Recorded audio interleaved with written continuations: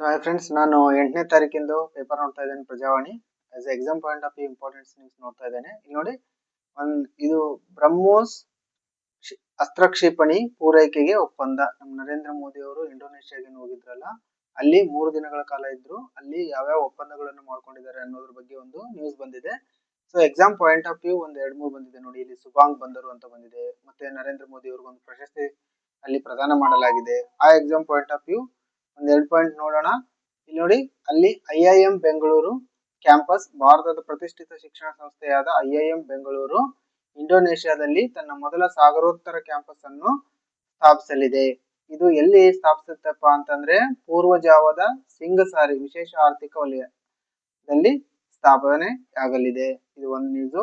Next, Narendra Modi ಅವರಿಗೆ ಕೊಟ್ಟಂತಹ ಅತ್ಯುನ್ನತ ನಾಗರಿಕ ಗೌರವವಾದ Bintang Adipurna of the republic of Indonesia. ನೋಡಿ, ಬಿಂಟಾಂಗ್ ಆದಿಪೂರ್ಣ ಇದು ಯಾವ ದೇಶದ್ದು ಅತ್ಯುನ್ನತ ನಾಗರಿಕ ಪ್ರಶಸ್ತಿ ಅಂತಂದ್ರೆ ಇಂಡೋನೇಷ್ಯಾದ್ದು. ನಮ್ಮ ನರೇಂದ್ರ ಮೋದಿ ಅವರಿಗೆ ಸಿಕ್ಕಿದೆ. ಇದು 2ನೇ ಪಾಯಿಂಟ್. ನೆಕ್ಸ್ಟ್, ಸಬಾಂಗ್ ಬಂದರು ಬಂದಿದೆ ನೋಡಿ. ಈ ಸಬಾಂಗ್ ಬಂದರು ಭಾರತ ಮತ್ತು ಇಂಡೋನೇಷ್ಯಾ ದೇಶಗಳು ಸಬಾಂಗ್ ಬಂದರು ಅಭಿವೃದ್ಧಿ ಕಾರ್ಯಕ್ಕಾಗಿ ಪಾಲುದಾರಿಕೆಯನ್ನು ಘೋಷಿಸಿದೆ. ಇದು ಯಾವ ದೇಶದಲ್ಲಿ ಇದೆ ಅಂದ್ರೆ ಇದು ಇಂಡೋನೇಷ್ಯಾದಲ್ಲಿ ಕಂಡು ಬರುತ್ತೆ ಈ ಬಂದರು.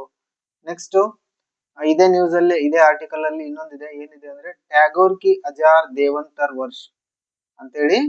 ಮತ್ ನಮ್ಮ ರವೀಂದ್ರನಾಥ್ ಟ್ಯಾಗೋರ್ ಅವರು 1927ರಲ್ಲಿ ಇಂಡೋನೇಷ್ಯಾಕ್ಕೆ ಭೇಟಿ ನೀಡಿದ್ರಂತೆ.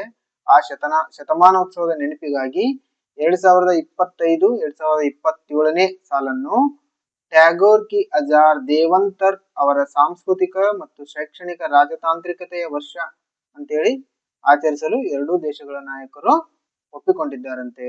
ನೋಡಿ, ಈ ಟ್ಯಾಗೋರ್ ಅವರು ನಮ್ಮ ಭಾರತ ದೇಶದವರು. ಆಮೇಲೆ ಕಿ ಹಜಾರ್ ದೇವಂತರ್ ಇದಾರಲ್ಲ, ಇವರು ಇಂಡೋನೇಷ್ಯಾದವರು.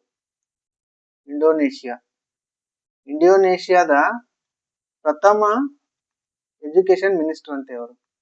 ಎಜುಕೇಶನ್ ಮಿನಿಸ್ಟರ್ ಇವರು ಇಂಡೋನೇಷ್ಯಾದ ಪ್ರಥಮ ಎಜುಕೇಶನ್ ಮಿನಿಸ್ಟರ್ ಕಿ ಹಜಾರ್ ದೇವಂತರ್. ಅಂದ್ರೆ ಭಾರತದ ಮೊದಲು ಎಜುಕೇಶನ್ ಮಿನಿಸ್ಟರ್ ಯಾರಿದ್ರು ಅಂತಂದ್ರೆ ಮೌಲಾನಾ ಅಬ್ದುಲ್ ಕಲಾಂ ಆಜಾದ್ ಅವರು ಇದ್ರು. ಮೌಲಾನಾ ಅಬುಲ್ ಕಲಾಂ ಆಜಾದ್ ಇವರಿದ್ರು ಭಾರತದ ಫಸ್ಟ್ ಎಜುಕೇಶನ್ ಮಿನಿಸ್ಟರ್ ಇವರು. ನವೆಂಬರ್ 11, ಪ್ರತಿ ವರ್ಷ ನವೆಂಬರ್ 11ರಂದು ಇವರ ಬರ್ತ್ಡೇಯನ್ನು ನಾವು ರಾಷ್ಟ್ರೀಯ ಶಿಕ್ಷಣ ದಿನ ಅಂತ ಆಚರಣೆ ಮಾಡ್ತೇವೆ. ರಾಷ್ಟ್ರೀಯ ಶಿಕ್ಷಣ ದಿನ, ನ್ಯಾಷನಲ್ ಎಜುಕೇಶನ್ ಡೇ ಅಂತ ಇವರ ಬರ್ತ್ಡೇಯನ್ನ, ಮೌಲಾನಾ ಅಬುಲ್ ಕಲಾಂ ಆಜಾದ್ ಅವರ ಬರ್ತ್ಡೇಯನ್ನ ನಾವು ನಮ್ಮ ದೇಶದಲ್ಲಿ ಆಚರಣೆ ಮಾಡ್ತೇವೆ. ನೋಡಿ, ಇನ್ನು ಭಾರತ ಇಂಡೋನೇಷ್ಯಾ ಸಂಬಂಧಗಳು ಈ ಆರ್ಟಿಕಲ್ ರಿಗಾರ್ಡಿಂಗ್ ನೋಡಿ ಎಷ್ಟು ಇಂಪಾರ್ಟೆನ್ಸ್ ಇದೆ. ಎರಡು ದೇಶಗಳು G20 ಸದಸ್ಯ ರಾಷ್ಟ್ರಗಳು ಹೌದು ಮತ್ತು ಆಸಿಯಾನ್ ಜೊತೆಗಿನ ಆಕ್ಟ್ ಈಸ್ಟ್ ಪಾಲಿಸಿಯ ಪ್ರಮುಖ ಪಾಲುದಾರರು.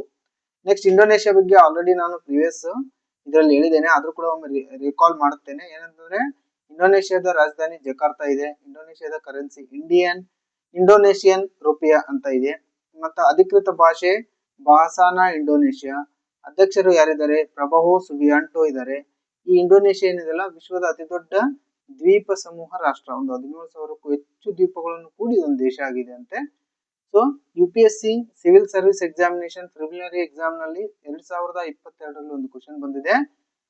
ASEAN was established in 1967. ಅಂದ್ರೆ ASEAN ಇದು 1967ರಲ್ಲಿ ಸ್ಥಾಪಿಸಲಾಯಿತು ಅಂತ ಇದೆ. ಒಂದನೇ statement. Indonesia is A founding member of ASEAN. ಈ ASEAN ಕಂಟ್ರಿದ್ದು ಇಂಡೋನೇಷ್ಯಾ ಫೌಂಡಿಂಗ್ ಅಂದ್ರೆ ಸ್ಥಾಪನಾತ ದೇಶ ಹೌದು ಅಂತ ಕೊಟ್ಟಿದ್ದಾರೆ. 2ನೇ ಸ್ಟೇಟ್ಮೆಂಟ್. ಈ ಎರಡು ಸ್ಟೇಟ್ಮೆಂಟ್ಗಳು ಸರಿ. ಯಾಕಂದ್ರೆ ASEAN 1967ರಲ್ಲಿ ಸ್ಥಾಪಿಸಲಾಯಿತು. ಇಂಡೋನೇಷ್ಯಾ ಸ್ಥಾಪಕ ಸದಸ್ಯ ರಾಷ್ಟ್ರಗಳಲ್ಲಿ ಒಂದು. ಸೊ ASEAN ಅನ್ನೋದು ಒಂದು ಇಂಪಾರ್ಟೆಂಟ್ ಟಾಪಿಕ್. ಇದು ಪೇಪರ್ ಅಲ್ಲಿ ಬಂದ ದಿವಸ ನಾನು ಇದನ್ನ ಡೀಟೇಲ್ ಆಗಿ ಹೇಳ್ತೇನೆ. ನೆಕ್ಸ್ಟ್, ಈ IBPO ಎಕ್ಸಾಮ್ 2018ರಲ್ಲಿ ಒಂದು ಕ್ವಶನ್ ಬಂದಿತ್ತು. ನೋಡಿ, IBPO ಎಕ್ಸಾಮ್ 2018 ಏನಿತ್ತು ಪ್ರಶ್ನೆ ಅಂದ್ರೆ ನೋಡಿ, ಯಾವ ಭಾರತೀಯ ನೌಕಾದಳದ ಹಡಗು ಇಂಡೋನೇಷ್ಯಾದ ಸಬಾಂಗ್ ಬಂದರನ್ನು ಪ್ರವೇಶಿಸಿದ ಮೊದಲ ಯುದ್ಧ ನೌಕೆಯಾಗಿದೆ? ನೋಡಿ, ಈ ಸಬಾಂಗ್ ಬಂದರು ಈಗ ಇಂಡೋನೇಷ್ಯಾದಲ್ಲಿ ಇದೆಯಲ್ಲ, ಇದರ ನ್ಯೂಸ್ ಬಂದಿದೆ. ಅದು ಯಾವ ಹಡಗು ಅಂತಂದ್ರೆ INS ಸುಮಿತ್ರಾ. ಈ INS ಸುಮಿತ್ರಾ ಹಡಗು ಇಂಡೋನೇಷ್ಯಾದ ಸಬಾಂಗ್ ಬಂದರನ್ನು ಪ್ರವೇಶಿಸಿದ ಮೊದಲ ಯುದ್ಧ ನೌಕೆಯಾಗಿದೆ. ಇಷ್ಟೇ ನೆನಪಿರ್ಲಿ. ಸೊ ನಾನು ನೆಕ್ಸ್ಟ್ ನ್ಯೂಸ್ಗೆ ಹೋಗ್ತಾ ಇದ್ದೇನೆ. ನೆಕ್ಸ್ಟ್ ನ್ಯೂಸ್ ಇಲ್ಲೊಂದಿದೆ ನೋಡಿ. E20 ಇಂದ ಸಮಸ್ಯೆ ಎಲ್ಲಿದೆ ಹೇಳಿ ಅಂತ ನಮ್ಮ ನಿತಿನ್ ಗಡ್ಕರಿ ಅವರು ಒಂದು ಪ್ರಶ್ನೆ ಮಾಡಿದ್ದಾರೆ ಜನರಿಗೆಲ್ಲ.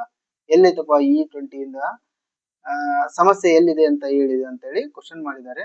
E20 ಅಂದ್ರೆ ಏನು ಅಂತಂದ್ರೆ E20 ಪೆಟ್ರೋಲ್ ಎಂದರೆ E20 ಅಂದರೆ ಪೆಟ್ರೋಲ್ ನಲ್ಲಿ 20% ಎಥೆನಾಲ್ ಅನ್ನು ಮಿಶ್ರಣ ಮಾಡುವುದು. ಪರಿಸರ ಮತ್ತು ಆರ್ಥಿಕತೆ. ಭಾರತವು ಪಳೆಯುಳಿಕೆ ಇಂಧನಗಳ ಮೇಲಿನ ಅವಲಂಬನೆಯನ್ನು ಕಡಿಮೆ ಮಾಡಲು ಮತ್ತು ಪರಿಸರದ ಮೇಲಿನ ಹಾನಿಯನ್ನು ತಗ್ಗಿಸಲು ಎಥನಾಲ್ ಮಿಶ್ರಿತ ಪೆಟ್ರೋಲ್ ಬಳಕೆಯನ್ನು ಉತ್ತೇಜಿಸುತ್ತಿದೆ. ಅಂದ್ರೆ ಪೆಟ್ರೋಲ್ ನಲ್ಲಿ 20% ಎಥನಾಲ್ ಮಿಶ್ರಣ ಮಾಡುವುದು. ಇದರಿಂದ ಯಾವುದೇ ಹಾನಿ ಆಗೋದಿಲ್ಲ, ಗಾಡಿಗಳಿಗೆ ಏನು ಸಮಸ್ಯೆ ಆಗೋದಿಲ್ಲ ಅಂತ ಹೇಳಿ ನಮ್ಮ ನಿತಿನ್ ಗಡ್ಕರಿ ಅವರು ಹೇಳಿದ್ದಾರೆ. ಸೊ ಇದರ regarding UPSC civil service preliminary exam 2013 ಅಲ್ಲಿ ಒಂದು ಕ್ವಶನ್ ಬಂದಿದೆ. ಆ ಕ್ವಶನ್ ಯಾವ ರೀತಿ ಇತ್ತು ಅಂತ ನೋಡಿ. ಕ್ವಶನ್ ನೋಡಿ ಹೀಗಿದೆ ಪ್ರಶ್ನೆ: ಎಥನಾಲ್ ಮಿಶ್ರಿತ ಪೆಟ್ರೋಲ್ EBP ಕಾರ್ಯಕ್ರಮದ ಮುಖ್ಯ ಉದ್ದೇಶವೇನು ಅಂತ ಕ್ವಶನ್ ಇತ್ತು. ಆಯ್ಕೆಗಳು ಈ ರೀತಿ ಇದ್ದು: ವಾಹನದ ಎಂಜಿನ್ಗಳ ಸಾಮರ್ಥ್ಯವನ್ನು ಹೆಚ್ಚಿಸುವುದು, ಪಳೆಯುಳಿಕೆ ಇಂಧನಗಳ ಆಮದನ್ನು ಕಡಿಮೆ ಮಾಡುವುದು ಮತ್ತು ಇಂಧನ ಭದ್ರತೆಯನ್ನು ಹೆಚ್ಚಿಸುವುದು, ಮತ್ತು ಪೆಟ್ರೋಲ್ ಬೆಲೆಯನ್ನು ಸಂಪೂರ್ಣವಾಗಿ ಶೂನ್ಯಕ್ಕೆ ಇಳಿಸುವುದು, ಆಮೇಲೆ ಎಲೆಕ್ಟ್ರಿಕ್ ವಾಹನಗಳ ಬಳಕೆಯನ್ನು ನಿಷೇಧಿಸುವುದು ಅಂತ ಈ ರೀತಿ ಇತ್ತು. ಇದಕ್ಕೆ ಉತ್ತರ ಏನು ಅಂತಂದ್ರೆ ಬಿ, ಪಳೆಯುಳಿಕೆ ಇಂಧನಗಳ ಆಮದನ್ನು ಕಡಿಮೆ ಮಾಡುವುದು ಮತ್ತು ಇಂಧನ ಭದ್ರತೆಯನ್ನು ಹೆಚ್ಚಿಸುವುದು. EBP ಅಂದ್ರೆ ಎಥನಾಲ್ ಮಿಶ್ರಿತ ಪೆಟ್ರೋಲ್ ಇದೇನಿಲ್ಲ ಅದರದ್ದು ಇಂಪಾರ್ಟೆಂಟ್ ಉದ್ದೇಶ ಆಗಿತ್ತು. ನೆಕ್ಸ್ಟ್ EBP ಅಂದ್ರೆ ಏನು? Ethanol blending program. ಇದನ್ನು ನಮ್ಮ ಭಾರತ ಸರ್ಕಾರ ಜಾರಿಗೆ ತಂದಿದೆ. ಸೊ ಅವ್ರು ಏನ್ ಹೇಳ್ಯಾರ, ನಮ್ ನಿತಿನ್ ಗಡ್ಕರಿ ಅವ್ರು ಏನ್ ಹೇಳ್ಯಾರ ಅಂದ್ರಪ್ಪ, ಎಥನಾಲ್ 20% ಎಥನಾಲ್ ಮಿಶ್ರಣ ಬಳಕೆಯಿಂದ ವಾಹನಗಳಿಗೆ ಯಾವುದೇ ಹಾನಿಯಾಗುವುದಿಲ್ಲ ಮತ್ತು ಇದು ದೇಶದ ಪ್ರಗತಿಗೆ ಪೂರಕವಾಗಿದೆ ಎಂದು ಕೇಂದ್ರ ಸರ್ಕಾರ ಪ್ರತಿಪಾದಿಸಿದೆ. ಸೊ ನಾನು ನೆಕ್ಸ್ಟ್ ನ್ಯೂಸ್ಗೆ ಹೋಗ್ತಾ ಇದ್ದೇನೆ. ನೆಕ್ಸ್ಟ್ ನ್ಯೂಸ್ ಇಲ್ಲಿ ಇದೆ ನೋಡಿ, ಕಾಫಿ ಬೆಲೆ ಗರಿಷ್ಠ ಮಟ್ಟಕ್ಕೆ ಅಂತ ನ್ಯೂಸ್ ಇದೆ. ಸೊ ಕಾಫಿ ಬೆಲೆ ಗರಿಷ್ಠ ಮಟ್ಟಕ್ಕೆ ಅಂತ ಒಂದು ಸಣ್ಣ ನ್ಯೂಸ್ ಬಂದಿರೋದ್ರಿಂದ ಜಸ್ಟ್ ಕಾಫಿ ಬಗ್ಗೆ ಒಂದು 2-3 points exam point of view ನೆನಪಿರ್ಲಿ ಅಂತ ನೋಡಿ. ಬಾಬಾ ಬುಡನ್ಗಿರಿ ಅವರು 17ನೇ ಶತಮಾನದಲ್ಲಿ ಯಮನ್ ನಿಂದ, ಯಾವ ದೇಶದಿಂದ? ಯಮನ್ ನಿಂದ ಕಾಫಿ ಬೀಜಗಳನ್ನು ತಂದು ಚಿಕ್ಕಮಗಳೂರಿನ ಬಾಬಾ ಬುಡನ್ಗಿರಿ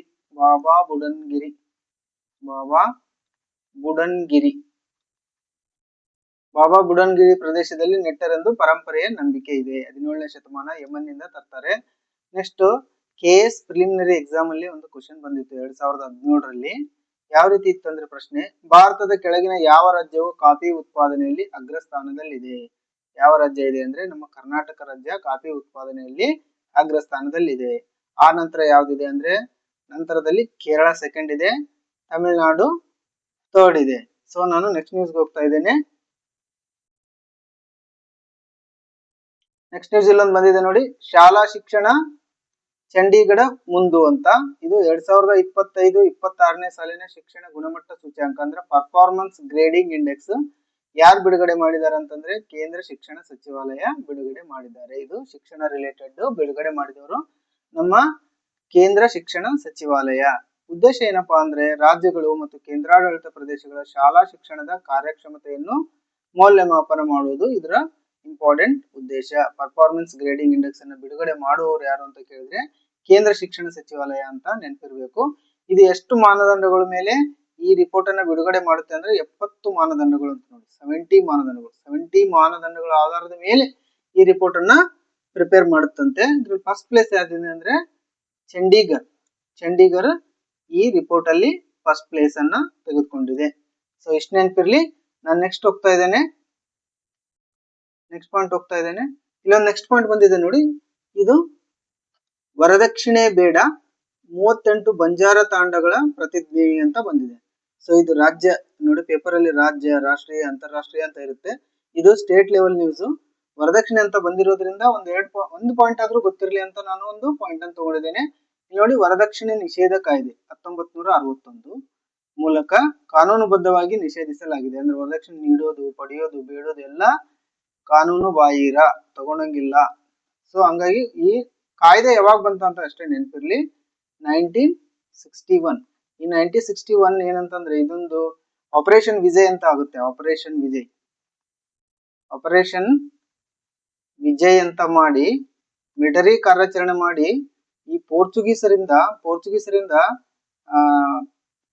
ನಮ್ಮ ಗೋವಾ ರಾಜ್ಯವನ್ನು ಭಾರತ ದೇಶದವರು ಪಡೆದುಕೊಳ್ತಾರೆ 1961 ನಲ್ಲೇ. ಅದು ಕೂಡ ಪೋರ್ಚುಗೀಸರು ಒಂದು 450 ವರ್ಷ, ಸುಮಾರು 450 ವರ್ಷ ನಮ್ಮ ಗೋವಾದಲ್ಲಿ ಕಲನಿಯಲ್ ಆಡಳಿತ ನಡೆಸ್ತಾ ಇರ್ತಾರೆ. ಆ ಆಡಳಿತವನ್ನು ಅಂತ್ಯ ಮಾಡಿ ಆಪರೇಷನ್ ವಿಜಯ್ ಅಂತ ಒಂದು ಮಿಲಿಟರಿ ಕಾರ್ಯಾಚರಣೆ ಮಾಡಿ ಗೋವಾದವರು ಪೋರ್ಚುಗೀಸರನ್ನು ಓಡಿಸಿ ಗೋವಾವನ್ನು ನಮ್ಮ ಭಾರತ ದೇಶದವರು 1961 ಅಲ್ಲಿ ವಶಪಡಿಸ್ಕೊಳ್ತಾರೆ.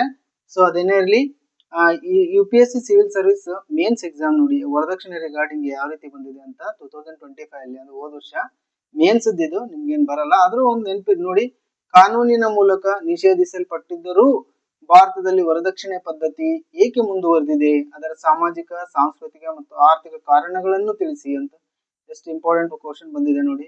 ಜನರಲ್ ಯಾರು ಗೊತ್ತಿದ್ರು ನೀಟಾಗಿ ಎಲಬ್ರೇಟ್ ಮಾಡಿ ಬರಿಬಹುದು. ಸೊ ಈಗ ಬಂದಿರೋದು IPCL ನ ಭಾರತೀಯ ನ್ಯಾಯ ಸಂಹಿತೆ BNS ಅಂತ ಬಂದಿದೆ 2023. ಅದ್ರಾಗ ವರದಕ್ಷಿಣೆ ಸಾವು ಯಾವ್ದಂತಂದ್ರೆ ಸೆಕ್ಷನ್ 80. ಸೆಕ್ಷನ್ 80 ಯಾವ್ದಕ್ಕೆ ಸಂಬಂಧಿಸಿದೆ? ವರದಕ್ಷಿಣೆ ಸಾವಿಗೆ ಸಂಬಂಧಿಸಿದೆ. ಸೊ ಇವತ್ತು ಒಂದ್ 2-3 ಇಂಪಾರ್ಟೆಂಟ್ GK ಇದು ಕರೆಂಟ್ ಅಫೇರ್ಸ್ ಕ್ವಶನ್ಸ್ ನೋಡ್ತಾ ಇದ್ದೇನೆ ನೋಡಿ. HE-2E ಅಯಾಂಗ್ 2E ಸಮುದ್ರ ಅಧ್ಯಯನ ಉಪಗ್ರಹವನ್ನು ಯಾವ ದೇಶ ಉಡಾವಣೆ ಮಾಡಿದೆ? ಉತ್ತರ ಚೀನಾ. ಇದೇನ್ ಮಾಡುತ್ತಂತೆ, ಈ ಉಪಗ್ರಹ ಸಮುದ್ರ ಪರಿಸರ, ಅಲೆಗಳು ಮತ್ತು ಗಾಳಿಯನ್ನು ವೇಗವಾಗಿ ಅಧ್ಯಯನ ಮಾಡಲು ಬಳಸಲಾಗುತ್ತದೆ. ಆಮೇಲೆ ನೋಡಿ, ಇತ್ತೀಚೆಗೆ ಸುದ್ದಿಯಲ್ಲಿದ್ದ ವಿಹಾರ್ ಸರೋವರ, ವಿಹಾರ್ ಲೇಕ್ ಯಾವ ರಾಜ್ಯದಲ್ಲಿದೆ? ಮಹಾರಾಷ್ಟ್ರ. ಆಮೇಲೆ ಹ್ಯಾಂಡ್ಲೂಮ್ ಹ್ಯಾಕಥಾನ್ 2026 ಹ್ಯಾಂಡ್ಲೂಮ್ ಹ್ಯಾಕಥಾನ್ 2026 ಯಾವ ಸಚಿವಾಲಯದಲ್ಲಿ ಪ್ರಾರಂಭಿಸಲಾಗಿದೆ? ಜವಳಿ ಸಚಿವಾಲಯ. ನೆಕ್ಸ್ಟ್ ಕ್ವಶನ್ ಇದೆ, ಇತ್ತೀಚೆಗೆ ಸುದ್ದಿಯಲ್ಲಿದ್ದ ಪ್ರಾಂಬನ್ ದೇವಾಲಯ, ಪ್ರಾಂಬನ್ ಟೆಂಪಲ್ ಕಾಂಪ್ಲೆಕ್ಸ್ ಯಾವ ದೇಶದಲ್ಲಿದೆ ಅಂತ ಇದೆ ನೋಡಿ. ಇದು ಇಂಪಾರ್ಟೆಂಟ್, ಯಾಕಂದ್ರೆ ಇತ್ತೀಚೆಗೆ ಇಂಡೋನೇಷ್ಯಾಕ್ಕೆ ಹೋಗಿದ್ರಿಂದ ಎಷ್ಟು ಕ್ವಶನ್ಸ್ ಅರೈಸ್ ಆಗ್ತಾ ಇದಾವೆ. ಇದು ಇಂಡೋನೇಷ್ಯಾದಲ್ಲಿದೆ. ಇದೊಂದು ಯುನೆಸ್ಕೋ ವಿಶ್ವ ಪರಂಪರೆಯ ತಾಣವಾಗಿದೆ. ಇದೊಂದು ಹಿಂದೂ ದೇವಾಲಯ ಅಂತ ನೋಡಿ. ಪ್ರಾಂಬನ್ ಟೆಂಪಲ್ ಕಾಂಪ್ಲೆಕ್ಸ್ ಇರೋದು ಇಂಡೋನೇಷ್ಯಾ. ಇದೊಂದು ಹಿಂದೂ ದೇವಾಲಯ. ಇದು ಯುನೆಸ್ಕೋ ಪರಂಪರೆಯ ತಾಣವಾಗಿದೆ. ಸೊ ನಾನು ಇವತ್ತಿಗೆ ವಿಡಿಯೋವನ್ನು ಮುಗಿಸ್ತಾ ಇದ್ದೇನೆ. ಬಾಯ್.